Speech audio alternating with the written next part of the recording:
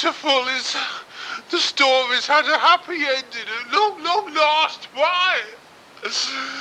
I don't think I can contain my emotions much longer. The anti-establishmentarian has won. It took a long time, but he finally made it.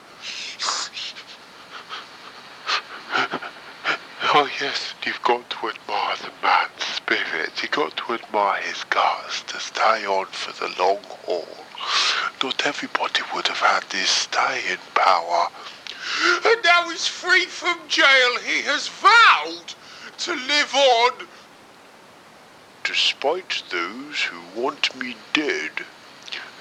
To quote the infamous yet lovable Diego Tiapai, an image he has cultivated, and so therefore, well, if it must be real then, as people in New Labour can testify, that logic stands the test of time.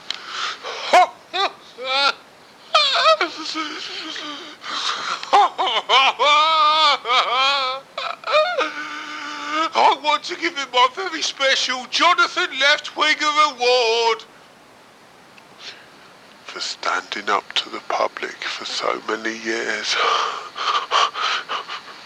Standing up for your own beliefs and principles in the face of absolutely everybody else who think you're absolutely disgusting. No wonder we have empathy. Vote Labour!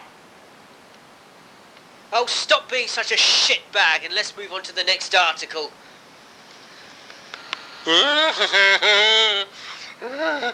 You don't like it when things don't go your way, do you, public?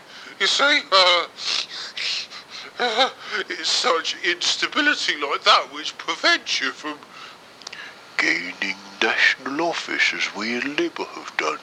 Spot the difference, mate. Vote Labour! Shut up! All right, get on with it if you fail your mark.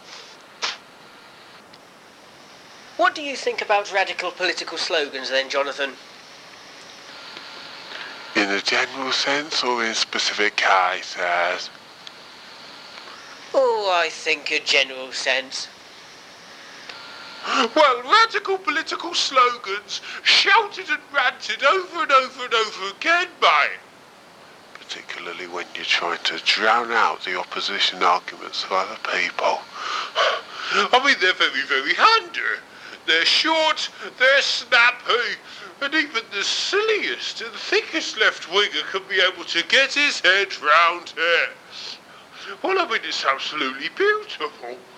Oh, yes, mate. There's nothing that can't be sold without a good slogan. That's what I say. We in Labour believe in that policy more than most.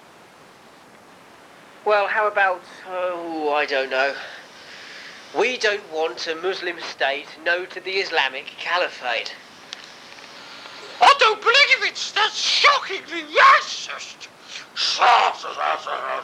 How could you possibly be so offensive?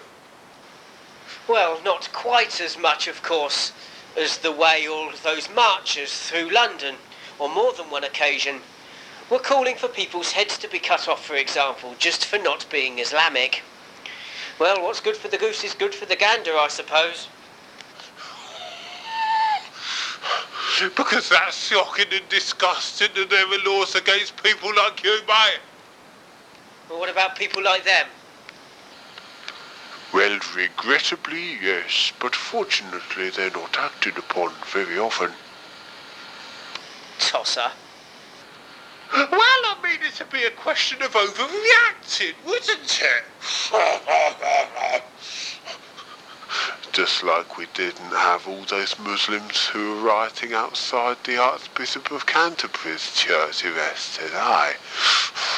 I mean, they wanted to stone Christians, but I mean, bloody hell, you've got to allow people freedom of expression, haven't you? Otherwise, it's a collapse of society. Vote Labour. Britain is expected to have 77 million people living in it by 2060. And because of the supremacist nature of Islam, with successive generations being harder to integrate into British society, European culture is set to be altered irreversibly in just 20 years. Yes, but just imagine the cultural vibrance there. And I think you can take that literally. Bloody July the